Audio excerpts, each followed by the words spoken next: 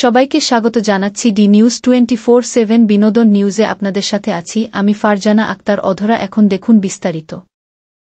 ভয়াবহ গাড়ি দুর্ঘটনার শিকার নায়ক বাপ্পি, অল্পের জন্য প্রাণে বাঁচলেন।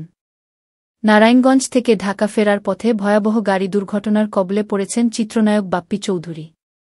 রোববার ১ জুন মধ্যরাতে যাত্রাবাড়ি ফ্লাইওভারে এ দুর্ঘটনা ঘটে। জানা গেছে, যাত্রাবাড়ি ফ্লাইওভারে পেছন থেকে একটা ভারী ট্রাক বাপ্পির গাড়িকে সজোরে আঘাত করে। চলন্ত অবস্থায় অল্পের জন্য প্রাণে বেঁচে যান এই অভিনেতা।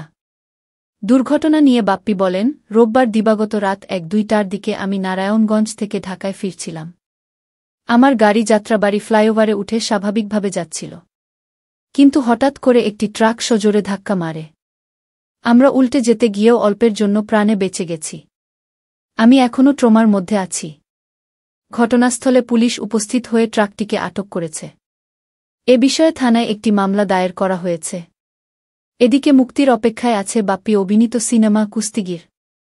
তবে প্রেক্ষাগৃহে নয়, সিনেমাটি মুক্তি দেওয়া হচ্ছে টেলিভিশনে। কোরবানির ঈদের দ্বিতীয় দিন দেশের একটি বেসরকারি টেলিভিশনে প্রচার হবে ছবিটি। আমাদের ফেসবুক পেজ এবং ইউটিউব চ্যানেল সাবস্ক্রাইব করে আমাদের পাশে থাকুন। আমাদের নিউজ দেখার জন্য ধন্যবাদ। এতক্ষণ আপনাদের সাথে ছিলাম আমি ফারজানা আক্তার অধরা।